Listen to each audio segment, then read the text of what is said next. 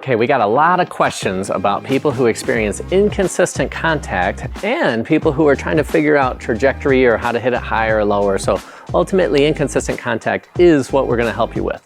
So Ben, when folks come here to B-Golf, they experience these problems, what do you do? I think it's always important to start by, you have to check back in with the free swinging motion for those of you at home that remember that, right? So if you're not swinging freely, that's probably causing a majority of your issues at home, right? So it's always the first place that we would start together. Very good. So the free swinging motion? Yep. And then we spoke about gravity, momentum, rotation, or just the mantras of swinging freely. So let's say that somebody is doing this, and then they're like, you can see that they're swinging freely, then where would you go? Well, you got to start training, right? So there is no secret sauce per se, right? You got to actually go do the work.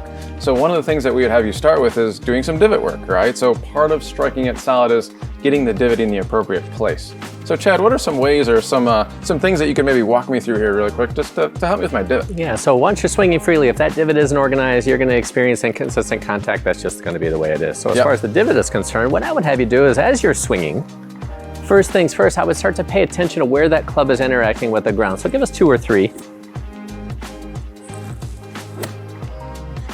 Very good.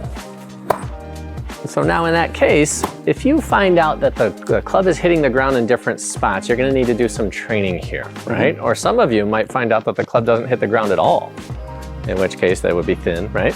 So if you just wanted to make sure that you wanted to hit the ground, what would you focus on? How would you go about doing that? I'd focus on hitting the damn ground is what I'd focus on. And that's relatively simple. Right. I know it sounds funny, right? But honestly, that's what I would focus on. That's job one, is you have to get this club to interact with the ground what we would call appropriately. So now to make solid contact with your irons and wedges, we know the divot needs to be on the target side of the ball. So if I told Ben here, I'll give you $1 million, world peace, lotto money, anything you want, if you only interact with the ground up there without me telling him how, show us what that would look like. Very good. So in that case, you were trying to interact with the ground in front. Very good. So we don't want to say it's that simple, but you definitely got to start there.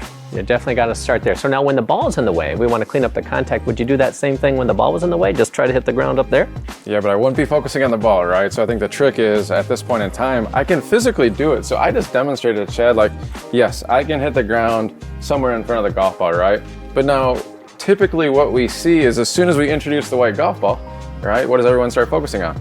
The ball. The damn ball, right? But we can't focus on the ball. That's not what made this come to life. What made this thing come to life is I was focusing my attention forward and trying to take a deep divot. So I need to keep my attention on that exact same thing, because if I don't, it's not going to work, or the ball's not going to respond the way I want it to. Very good. So now with the ball in the way, he's going to focus on where the club is interacting with the ground. Is that true? Yes. So I'm going to focus on getting the club to interact with the turf somewhere up in here.